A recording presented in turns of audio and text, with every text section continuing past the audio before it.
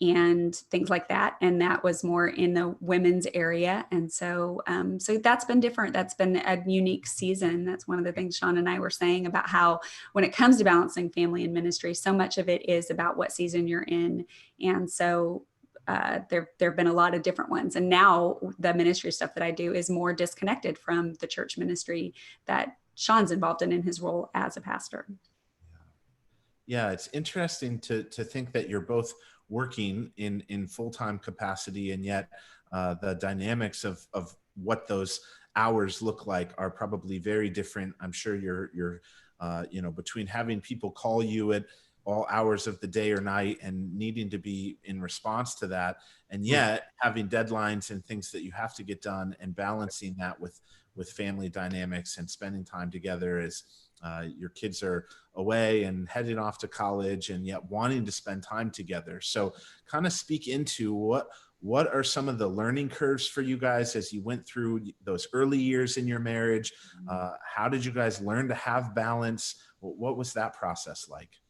I would tell you the very beginning of our marriage, like I hear this often, that people say their first year of marriage is their hardest. And that wasn't the case for us. We had a great first year of marriage. I was a youth pastor. We did all these things together with the kids, but we got pregnant very early in marriage, and 14 months of marriage, and Zach, our oldest, was born. And that second year actually became really pretty difficult for me emotionally, because I was like, shoot, I just lost my right arm in ministry, and we did all these things together. There's all these girls in the youth group, and I'm hanging with the guys. And so that was really, like I say, perhaps 25 years ago, that's a long time ago.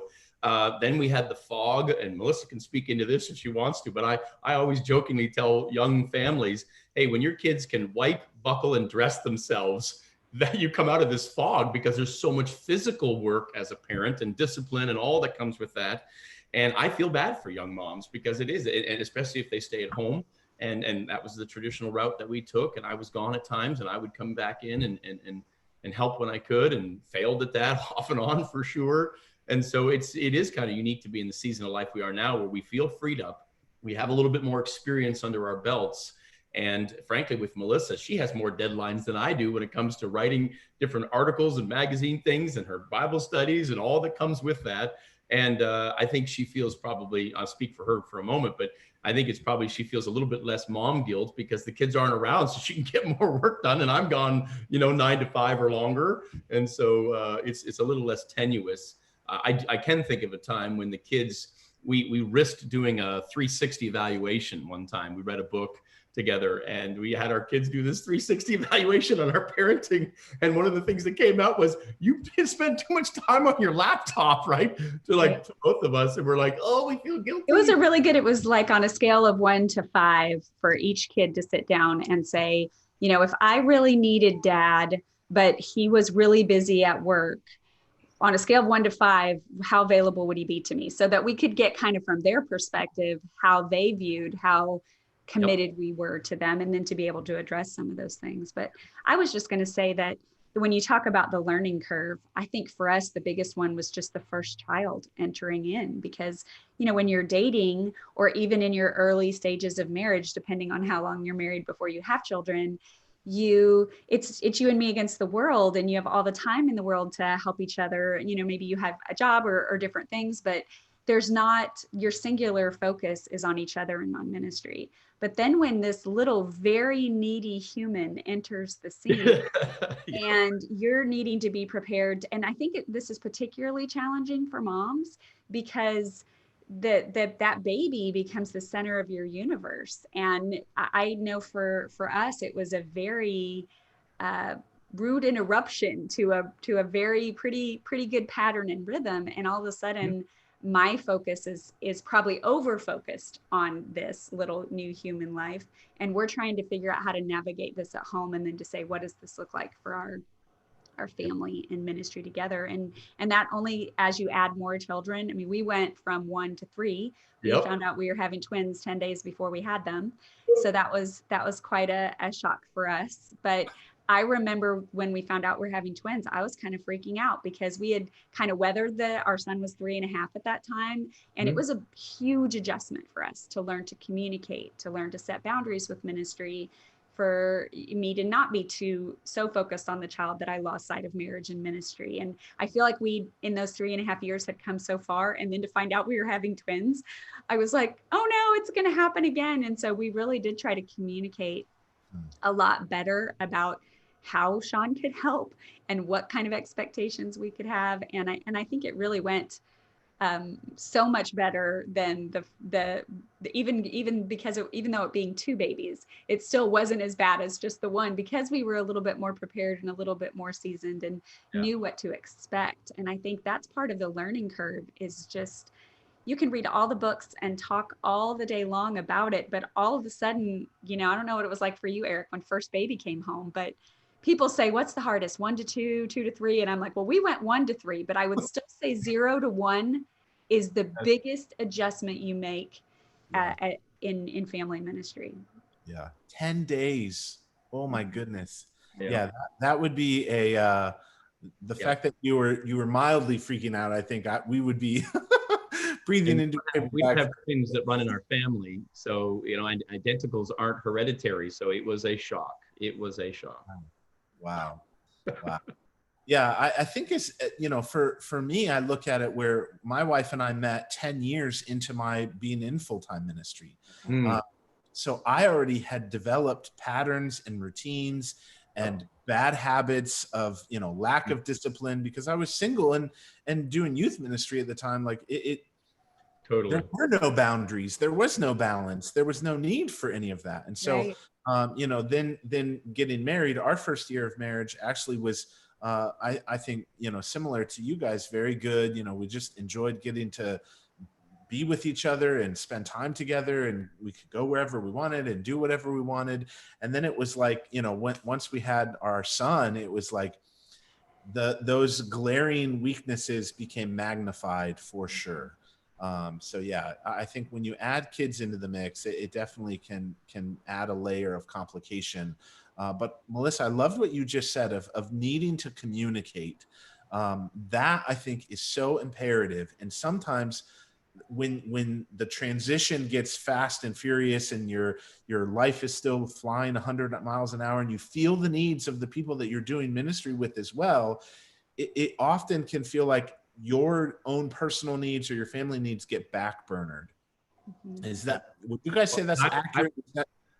Yeah, I mean, I want to jump in and say I want to own some of my own failure, because I would be a guy, even as a teenager, thinking the idea of having a family and children was so great, and then all of a sudden we had children, and I did not have the intuitiveness on what to do. And I'll tell you, there was years of our marriage, years of failure on my behalf of not serving my family appropriately, where I would do things I thought were helpful. And Melissa and I have this little joking thing that we say from A Bug's Life: help, don't help. Sometimes my helpfulness wasn't helping what she really needed. Well, this is why communication is so important, right? It is that, he would come home, and because we love to, hospitality is our thing, right? We love to have people over, but when there's 4 little kids at home and I'm trying to get dinner, and he would slide in right at the 11th hour when the company was arriving. And so we communicated, hey, I need you to actually get home on time on the nights we're having people for company, because I need a little help. And so the one night I heard his car pull in, or his Jeep pull in, and I was like, where is he? And he finally comes up and he's like, oh, I shoveled the ashes out of the fireplace. And I was like, I don't feel like they're going to look in there. I don't feel like that was priority number 1, and we've joked about that since. But what Sean has done, and this is part of the learning curve, is he's asked me, what would be helpful to you in this moment? And even especially when babies were coming, I remember when I was pregnant with the twins. And I think this is a big mistake that I made and that moms make, is that we expect dads to be moms. Yeah. Dads are not moms. Dads don't intuitively know, I should check the baby's diaper. I should see if there's clothes in the washing machine. Maybe they need to go into the dryer. And so I wrote those out for Sean right before we had the twins. Original honey-do list. You could do, and it was posted on the fridge, to help. Check the dirty laundry and see if any needs to be done. Look and see if we have milk and bread. If we don't, go buy some, like those things that I think sometimes moms are like, well, intuitively they should know all these things, but they don't, because they're not moms and they're not supposed to be. And so that communication of just asking. And then Sean had to be of a mindset to receive that, of doing those kind of things that are sometimes mom things, but moms need help when kids are little and family responsibilities are heavy. I'm so glad you said that, because it's as if you guys have been like hiding in our closet for the past like 5 years. That's so accurate. And Sean, that question of what can I do to help is a gold mine, right? So any men that are watching this, write that one down. What can I do to help? And learn the specific thing rather than trying to read their mind, shoveling the ashes. I love that. That's hilarious. I've had those moments. I've messed that up. Yes. It's a true story. And I'll say this, Eric, it's not like I came up with some of these things on my own. I mean, Rick Newsom and other men who were my mentors spoke into my life about servant leadership. And, it's interesting. I just had a counseling appointment yesterday with a man, and I told him that story about the ashes and about my knuckleheadedness and my early years of marriage. And just the idea of Rick and others casting a vision to be a servant leader. Ephesians 5 says to husbands, love your wives as Christ loved the church, and wives, respect your husbands. It's amazing to me, the Bible does not say there, and Paul doesn't say, wives, love your husbands. Wives love that's intuitive to them, but they need to respect their husbands. But not that we have to earn their respect and that to get it, but still, if we loved our wives the way the vision has been cast biblically for us to do, how could wives not respect us? Because we'd be laying down our lives for them. We'd be laying down our lives for our families. And so others spoke into my life. I can remember, again, the twins had just been born. Zach is like 3.5. And we got Mondays off. And where I lived was in Dublin, but then Powell had a golf course that gave pastors free golfing on Mondays. And that was my day off. So on Monday, my day off, I'd go golf for 4 hours with a couple of the other pastors who were later in life than me. Yeah. And then eventually Rick comes alongside and just gently asks some questions. I may have spoken to his wife a little bit about this golfing. Perhaps there's some telling on, but it's good. Sean, you think maybe you want to be home on the only day you're home all day, and you think 4 hours is the best investment in time into your own life? And I think that's something that is unique to a pastor situation. Typically there is a day off, and it's during the week because the weekends are so heavy. Yeah. And so there's got to be communication about the day off, because if the pastor goes, well, that's my day off, I can go golf, right. I can go read. When is mom's day off? Yep. And now that's a moot point for us. We're at the issue where no one needs a diaper, no one needs, all of these, it truly can be a day off for him and a day off for us at a stage now. So I just want to cast the vision of hope for so many of you with littles, that there's a day coming where things will look very different than they do when you're in the throes of parenting. But when you're in the throes of it, you have to be really intentional about what the expectation is for the day off, and working together on that. In all the weddings I do over the years, I really cast a vision for the couples I do premarital counseling with to be team, whatever their last name is, team Spoolstra, team Miller for you guys. And part of team is communication and being for that other person. And how can I help with that other person and be, just lay down my life. And I think you also have to recognize when you come to an impasse, especially when it comes to do with your kids. And, people had told us bigger kids, bigger problems. And we're like, no way, this baby phase is so hard, but it's bigger in a different way. And so there were times, especially in our parenting, that, we say Gottman says, solve your solvable problems, but overcome gridlock when you're stuck. And for us, when we hit gridlock, we would go see a counselor. We would pay the money when our budget was very small to go meet with someone, because gridlock can cause resentment and isolation and separation. And so, our biggest conflicts were usually revolving around parenting, about what to do about a teenager, how they rebelled, and what was our game plan. And Sean and I think it's pretty typical.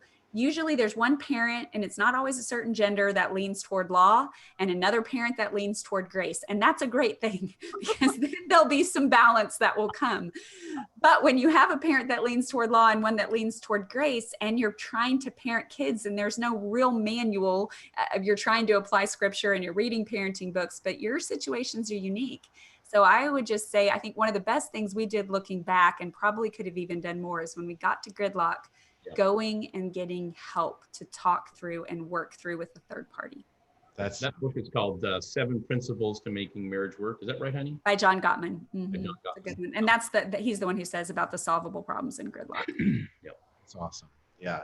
So let's do this. Let's fast forward a little bit for our viewers who are watching, where maybe they've successfully made it out of the diaper stage and their kids are older. Congratulations. I'm so jealous of that, as my daughter is napping while we do this call, so we got to hurry.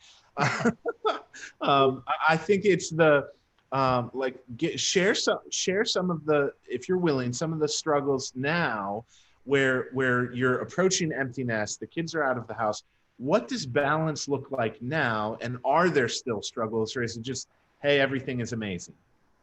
Do you want to tackle that first, babe? Everything is not always amazing, because I'm a sinner and so is Melissa, and we had 4 sinnerlings, right? So there's a hotbed of that. It's funny that they're all gone now, but a pandemic happened, if anyone didn't know that, and we had them all come back, right? So this last couple of months have been quite interesting when it comes to all of that. But right now, they're all going back to where they're going. I'd like Melissa to answer this question first. I think she's got some. So you're asking what the biggest challenges are for balancing family and ministry now. I will say it is easier. It's way easier than it was. We had to be so proactive and intentional. And I just want to brag on a couple fun things that Sean did that I think helped to get us to this point for it to be easier now. I think of him doing something called dime time, where he would get this little card and put a dime on it, and he gave it to our girls and said, he could always be 10 minutes late for anything if he needed to. So if they needed dad, they could just bring him a dime, and it meant that they needed 10 minutes of undivided attention. Thought that was really creative, spoke love to them, and it's something they'll always remember that he did. I think of a counselor, recommending to Sean, because reentry into the home when you have middle school, high schoolers, even littles, can be really hard for a pastor, because they've just left a heavy counseling meeting or a stressful, situation with someone, and they're going to re-enter into the home. And the counselor told Sean to pull over on the side of the road and spend 10 minutes preparing himself to enter, to say, what kind of an attitude do I want to come in? What kind of a dad do I? And I mean, that made huge change in some dynamics that we were experiencing, because it's the witching hour from 4 to 6, right? I'm trying to make dinner, kids are trying to do homework, life is crazy, and then in comes dad, and he can either be a calming force or he can not be a calming force. And so I think that was huge. We did Friday family fun nights. We did not plan anything ministry on Friday nights. We had pizza and watched movies and played games and just did stuff with our kids on Friday nights for many, many, many years. And I feel like that was a good deposit.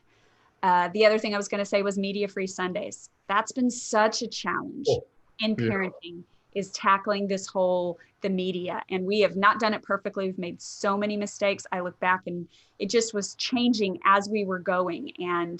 But one thing we did was we put away phones and laptops on Sundays and took walks, took naps, spent time, ate a meal together, sometimes had other families over. And I feel like that helped us get to where we are right now with a little bit more balance, all of those inputs. But now it's more like making sure we get a date in. It's the stress of the last teenager at home and trying to make those kind of decisions on a united front together. It's my traveling schedule and making sure that I'm around. I know last year our daughter was a cheerleader, and Sean was having to sit at a lot of games alone because I was out of town. And so trying to balance how we manage our yeses and nos. In fact, I think it was it last Christmas or the Christmas before last, actually, that Sean asked me to change my travel schedule to be home more because our last daughter was still at home. And we had to talk through that. And so I think in the past, it's been more the conversation about Sean pulling back from ministry. But then I would say of recent, it's been more of a conversation of me pulling back in some areas to still be that role model. And you called our kids adults. I mean, Sean, did you chuckle inside when you called our kids adults? Like, yes, they're 18 to 23 and we love them dearly, but there's still a lot of socks on the floor and irresponsible decisions. And it's definitely not utopia going on over here, but the challenges are not near what they were in the past when it comes to balancing family. And so much of it is more of a joy. Would you say that, babe? That like the I would. parenting our college age kids is such a joy compared to all of those years of heavy discipline. I would want to add to, because you just made me think of this, babe. There is hope in consistent parenting. And I would say for Melissa and I, when we're both, just being very frank, when we're both walking in step with the Lord, when we're both spirit filled as a couple, we're unstoppable. But it's when one of us gets prideful, one of us, is tired and speaks out of turn, whatever it is. I mean, these things happen all the time, and it demands us to come back and make things right. The power of forgiveness, the power of when your relationship with your kids does go sideways, it's not over. They, intrinsically, they want relationship with you as a parent, and you always have the opportunity to make things right. But it's going to come with humility on your part as a parent, to actually get on your knee, get eye to eye with your child and say, I'm so sorry that I said that. Will you please forgive me? And literally handing a child the power to not forgive you. And what child do you know doesn't forgive? They want to forgive you when they're little, even when they get older. Again, when they're teenagers, maybe the rolled eyes and some of those things. But you can always make your relationships right. And I think sometimes people get hopeless because they think, oh, this happened and now it's the roadblock forever. That's just not true. But pride and those other things just creep in, and I think that's a roadblock to our relationships. So. Yeah, that's so good. Thank you guys for being willing to share all that and be vulnerable with us. I think it is challenging regardless whatever season you're in. There's going to be obstacles. There's going to be challenges. So as you think about like your family dynamics, what's been, looking back, right, over the last 25 years, what's been the biggest challenge within your family dynamic that can then be an obstacle at times to your ministry? Yeah, we'll go the other way too with the next question. But yeah, I would have to own the fact that anger in my life, anger at being disrespected by my children, just frustrated. I mean, I'm practically an expert at seeing things that are out of place or wrong. Why isn't the cupboard shut? Why are the shoes messed up on the floor? Why isn't the backpack? I mean, I've clearly communicated what needs to happen. And I own the fact that I'm the more unmerciful and consistent, where Melissa is the more merciful and inconsistent. And this has been over the whole course of our marriage. I remember my stepfather saying this, Hank, he would say, it's either going to be sex, kids, or money, the three biggies that are going to be a problem in your marriage. And for us, it's our parenting.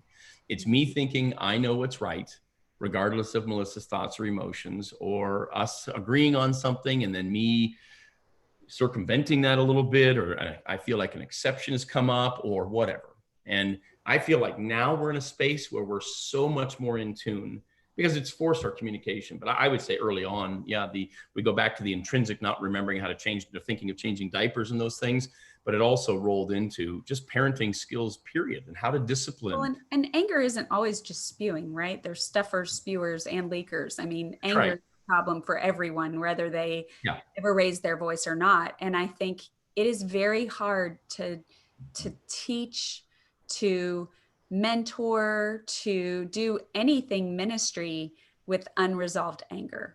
And so when family situations brought up anger, I think that's the question you were asking, what has inhibited ministry? And I think it is so vital that pastors and their wives and their families learn to deal with anger in whatever shape or form that comes, for you. Because there's pressures at the workplace, we call it ministry, but it's our workplace. It's what we find value in, but there's plenty of weight. I mean, yesterday in that counseling appointment I had, it was draining for me. And I feel like I spoke some great things into this person's life and pointed them to Christ and back to reconciliation with his wife. But, I walk away from that and I'm not filled by counseling. I'm typically drained by it, but I want to step into those spaces. And then, after a long day, you come home, and for me, I think that practical advice that I received of stopping before you get home, especially when you're in the crucible of lots of ministry and little kids and that frenetic time for your wives between 4 and 6, that hour Melissa was saying, getting things ready, it was really practical for me to just stop and kind of just honestly center myself on Christ and my role as a servant leader, and to go, I don't know what the day my wife has had or my children have had. Step in and be a leader. Don't make it about yourself, Sean. Don't expect to walk in the door and everyone's happy you're home, because who knows what they've had to deal with. And home is a retreat for all of us. But I should, as a leader, be first and foremost concentrated on their emotions, their thoughts. How can I step in and help them? And for so long, I didn't. I'd come in and I would be literally mumbling or frustrated, or I'm embarrassed to say, if you ask my children probably what it was like for their elementary years, they probably would have thought my dad was frustrated with me, was disappointed in me at times. And we affirmed our kids with love, with words, and we hugged them and spent time with them. But there was definitely an element of my life where I went to a counselor privately, personally, and then Melissa and I would go for our marriage at times, and we'd go for our parenting. I mean, there is wisdom in a multitude of counselors, and we needed help. Yeah. I love that you're sharing that, because it's easy to sometimes bring your work home with you and have that be a negative impact. And yet when your family dynamics are rough, and your parenting, as you're sharing, can be frustrating, that sometimes can get carried into your work life as well, where it affects your ministry, and you may not be able to relate as well with the people that you're wanting to, or as a pastor, at times we feel hypocritical, and the enemy can get in there and really affect that, and cause division, and cause lack our identity or security and all that. So we have to guard that on both sides. Yeah. Thank you, Melissa, believing in me and speaking into my life and not rejecting me, and there was times of that, of course, too, but wanting the best for me. And this is going back to the whole teen schoolster kind of concept. I want the best for her in her speaking and writing and the things that she's doing now that we have our kids older, and she wants the best for me. And when we act that way, when we're in, speaking that into each other's lives, it's emboldening. It's so helpful. So you guys kind of already touched on this, and maybe part of it is still true, but on the flip side of that question, then what's been the biggest obstacle to overcome in your ministry that tends to hinder your family dynamics? So we did talk about this a little bit, babe. We were talking about discernment. Especially when Sean was a lead pastor, church planter for those 10 years, people will call at all hours, all the time, about various and sundry things. And so to have the discernment, I can think of us being at our girls' softball game when they were in elementary school, and someone calling and saying they really needed him. And he went over, and the emergency was his wife was feeling left out at church. It's one of those things that's like, okay. Then there are other times when someone died or their marriage was in crisis and he did need to go. But there were other times where it was like, maybe I should have asked a few more questions about what this emergency really is, because, with our kids, we were like, if there's no blood, then it's not an emergency, So I think that has been, I don't know, Sean, if you would speak more to that, but the biggest obstacle was trying to, people will cheer you up and spit you out and want you all the time. And so to discern that. Yeah, our job is not 9 to 5. There's elements to it that are, but we want to be as shepherds available to our sheep, as we are the under shepherd to this great shepherd, the good shepherd. But we do need that discernment. And there is, again, if we go back to the word you said at the very beginning, Eric, about seasons, it's either seasons or it's, like Melissa said, discerning in the moment. There's times where, someone in our church passed away, and it was an emergency, and emergencies take everything for everything. I think it was striking for me to read the book Choosing to Cheat. Great title. It's an Andy Stanley book I read years ago, but it's either, basically the whole book can be boiled down in like 2 sentences. You're either going to cheat your family or you're going to cheat your work, and in the end, it's like, well, cheat your work because your family's the priority as far as the nuclear shepherding of who you are. And we tell dads who are working on, in any, as bankers or lawyers or doctors or on some sort of a line in a factory, that their chief ministry is their family. But then we sometimes as pastors act like our main ministry is the church and the people there. But no, it still boils down to our nuclear family first. And I'm a follower of Jesus as an individual. So is Melissa. Then we come together. Then we got this little family. We work with it. And then you go out kind of in the concentric circles. But we do it. Figuring that out. I would just have to, again, let me own another thing. We at Grace Church in Powell did a big conference for us, at least, putting this thing on. It was called Advance, and it was a biblical manhood and womanhood. And, we're trying to do this great thing about what does biblical manhood look like? What does biblical womanhood look like? it was probably one of the worst periods of time in 25 years in our marriage because of how much time it took for me to help plan because I was in charge of the whole thing. Melissa couldn't stand me. And we're talking about biblical manhood and womanhood. Like, what's wrong with this picture, right? And we have to co-teach a seminar together. Oh, man, was that difficult, you know? So figuring out our priorities is, and it is, you need the Holy Spirit's discernment and a forgiving wife. Yeah, I remember multiple people speaking into my life and saying, if you don't shepherd and lead your family well, your ministry will dissolve. And Any wonder why Paul's standards for in 1 Timothy 3 say, if you can't take care of your family, what the heck are you working in a church for, baby? Sean's words, but like, yeah, it's kind of important. Yep, that's really and your reputation in the world too. Isn't that interesting that all that gets included? The Bible's an amazing book to tell us that. It isn't just, hey, you do stuff spiritually and that's really important. No, it's in the church setting. It's home and it's your reputation out in the world. Oh, that's wonderful.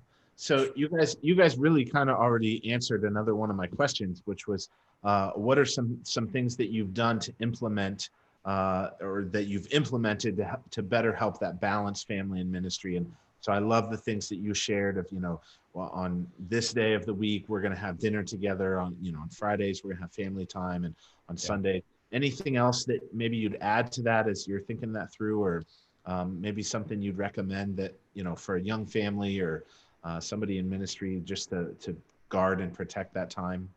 I would add, because Melissa did say, some great things, but I would add this here, there is, it's like a misnomer in a way in ministry. Like I know we kind of feel like we're in a glass house. I've never said to my children, you got to act a certain way because you're because you're the pastor's son or daughter, but they already feel that.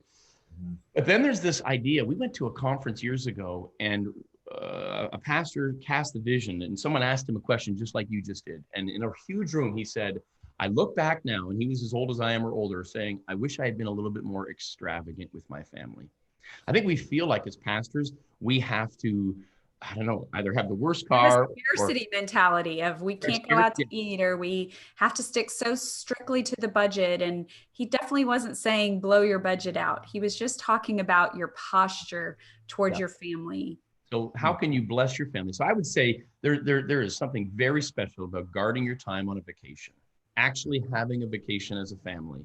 And then I would go beyond that for a marriage. I mean, a successful couple will work together as a team to have to successfully raise their children. So I would always jokingly say we have vacation and then we have real vacation. Vacation was take your kids somewhere. We did a big out west trip and other things, but you still got to pay for your kids and parent your kids during that time. Real vacation to Sean was just me with my wife, my best friend. And it's just the two of us, two adults that actually like each other and are for each other, and not all the other immaturity sometimes, And so I would say guard that time. Not that we've done it perfectly, but we have shot to or had a goal to go at least on a weekend away, at least 2 days every year. It doesn't happen every year, but we try to do that. We do. As a couple. And I would just add to that nighttime routines with our kids. Yeah. I just think that's such a tender moment with kids, even when they're small, but just to share with them, either read a Bible story with them or share with them something God is teaching us. And then to take that time to teach them to pray and to pray with them. I can think of those being just really key moments for us. Either sometimes both of us would do it, sometimes one of us would do it. And we never wanted to do it. I'm going to be honest. I want to eat ice cream and watch Netflix at night. Like after 9 p.m. or 8 p.m., I just don't even want to do the thing anymore. I'm just done. I want to check out. But we found that if you push past that not wanting to, and you enter in and do the thing that literally takes 5 minutes, you walk out the door and go, why do I not want to do this? That was so sweet, or that was so good. But then the next night you don't want to do it again.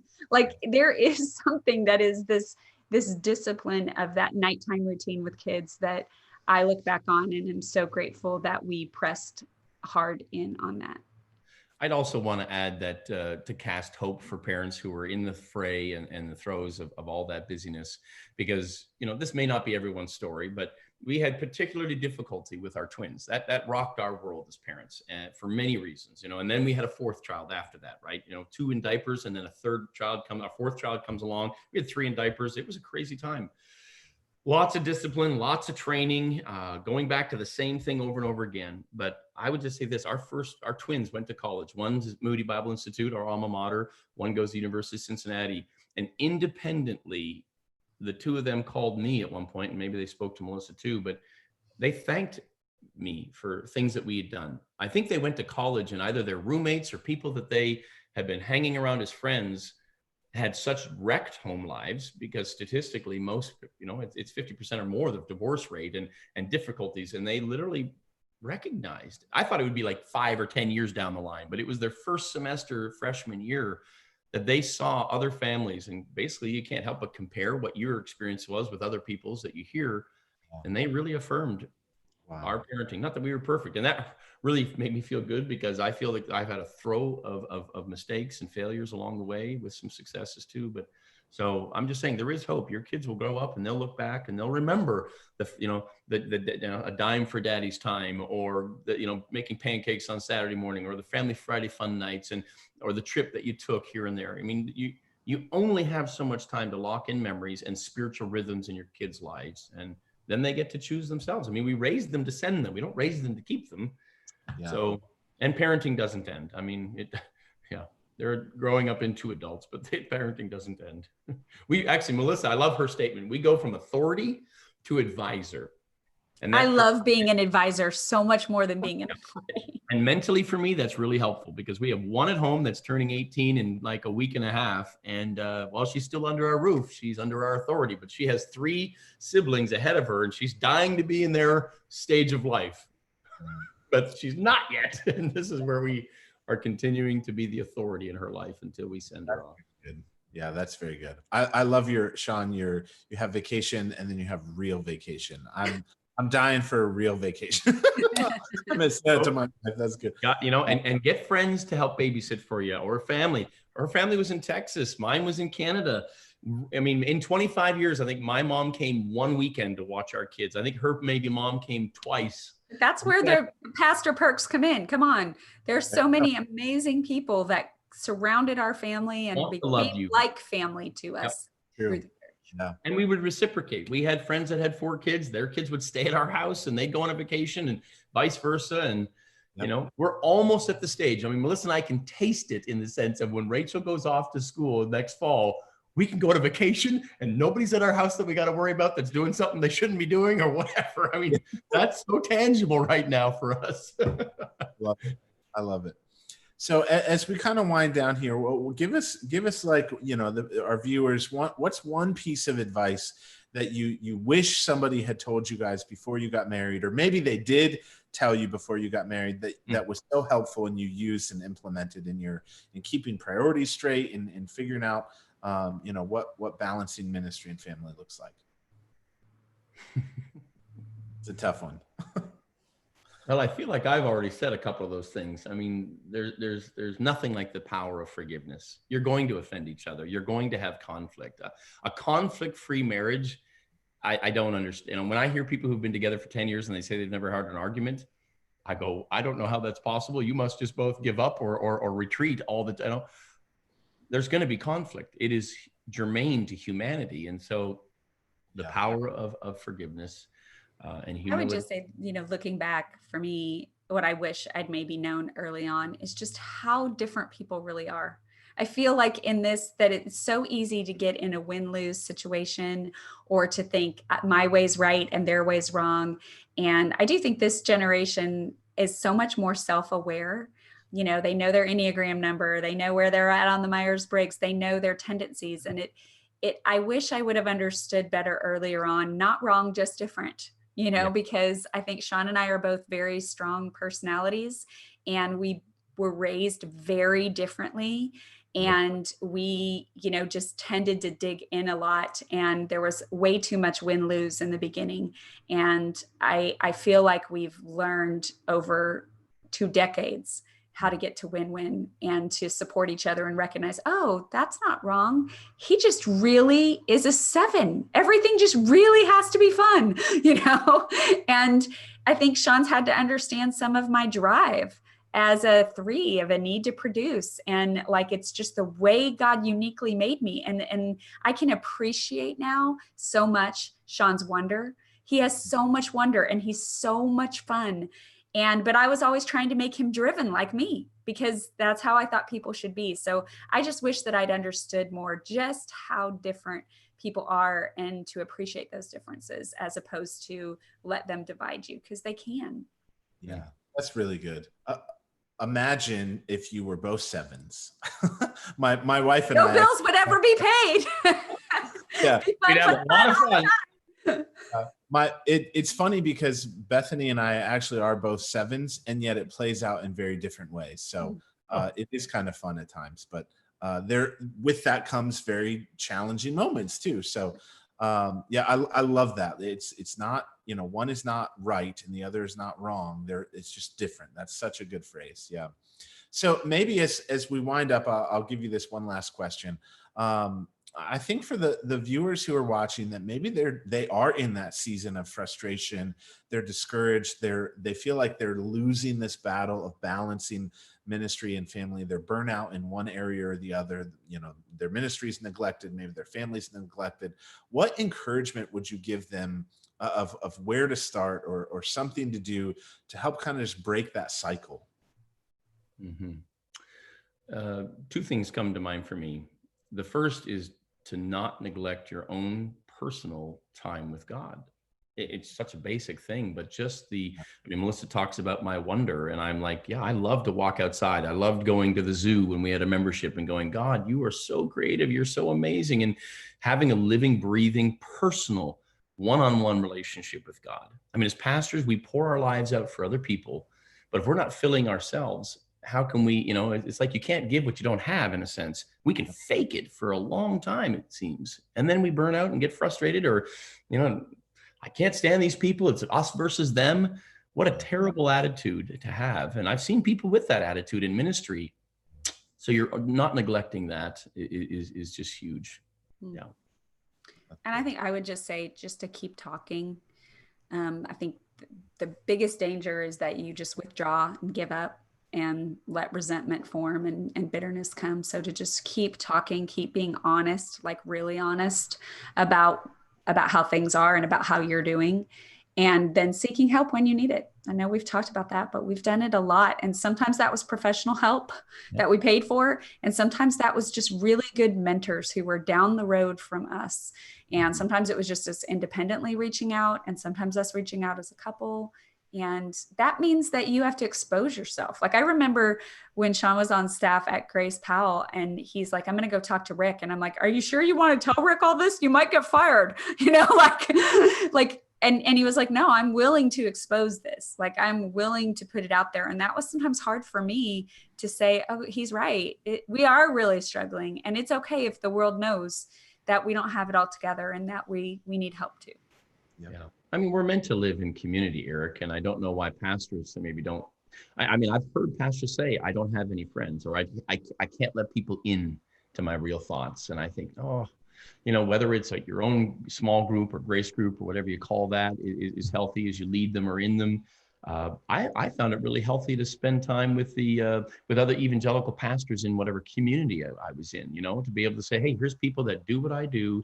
We kind of know what's going on. I mean, how many times have I sat in a grace group and the guys are talking about, I'm thinking about a job change or shift. And like we as pastors can say that out loud in our groups, right? That's like a big no-no. Who can we talk to about what's going on and the pressures we feel?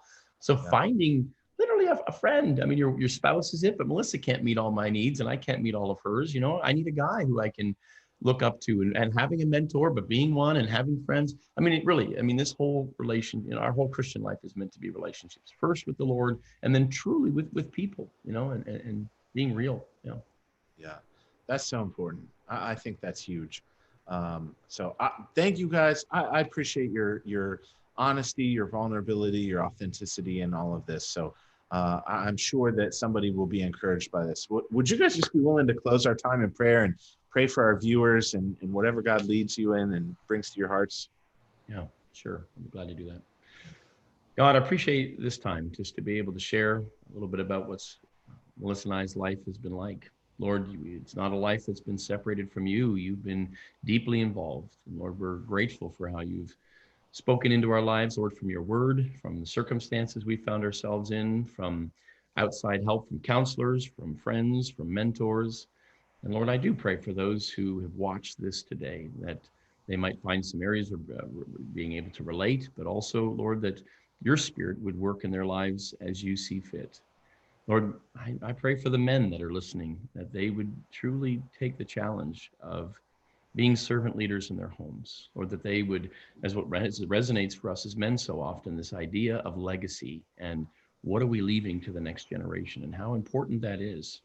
Lord, for the wives, the women that are listening to this too, that they would see, Lord, how much you value them as daughters of the King of Kings, and Lord, what they do with children, what they do with their husbands, and what they do in their own personal ministry lives. Lord, there's so much out there. And I just pray too that we'd realize that there are seasons, and it's tough sometimes to work through either the mental or physical aspects of those seasons.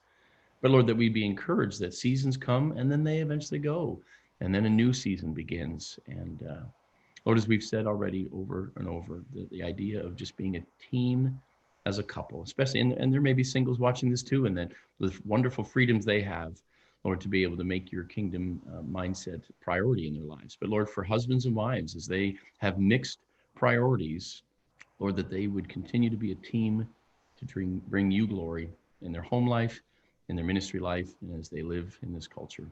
Well, I pray these things in Jesus' name. Amen. Amen. Hey, thank you guys so much. It's been a pleasure chatting with you and hearing how God is teaching you and that you're passing that on to others. So appreciate you both greatly. So to our viewers, we want to just let you know of a couple upcoming digital labs. It's kind of been fun because as my wife has engaged in these, we have found that there is a need and a great desire for some of our ministry wives to engage. I know, Melissa, you're passionate about that. And so it's been great to have Bethany did even yesterday, just a digital lab with Janine Lansing, and there's more to come within our women's ministry and those dynamics. We're going to be doing one on Monday for singleness and dating. If you're in ministry, and as Sean was just praying, if you're single and you're trying to figure out how do I date in ministry, and when everyone's watching you, so just check that out. I would love for you to join us for that. We're also working on doing one just for singles, for those who are single and maybe you have no interest in dating, or maybe you're wrestling with what it looks like to be single. And so join us for those conversations coming up. Stay tuned for more details on that. But that singleness and dating in ministry, we're going to actually interview some good friends of ours, Eric and Vanessa Smith from Maryland. So join us for that. And then on Thursday, August 19th, or actually that's Wednesday, the 19th, we're going to be interviewing Pastor Jeff Bogue, the new president of C National. And he's going to be talking about why God allows evil in the world. And so maybe you've wrestled with that, or you've had friends ask you that question. So we'd like you to join us as Jeff will share some wonderful biblical truth and good thoughts on why God allows evil, things like coronavirus, right? So join us for that conversation. And then we want to let you know that Bethany will be doing another Ministry Wives Meet the Women of Grace. There is in our fellowship of churches this organization called Women of Grace USA. It's a powerful organization, some great leaders. And so on August 20th at 2 p.m., we want you to check out that digital lab. If you're a ministry wife or a pastor wife, then join us for that conversation. There's some great things going on, some good resources that we want you to have to be available to you. So you can check out all of these and then our past digital labs as well at the buildmomentum.org/digital lab site. Thank you for joining us today. On behalf of Sean and Melissa, C National, and myself, thanks for tuning in.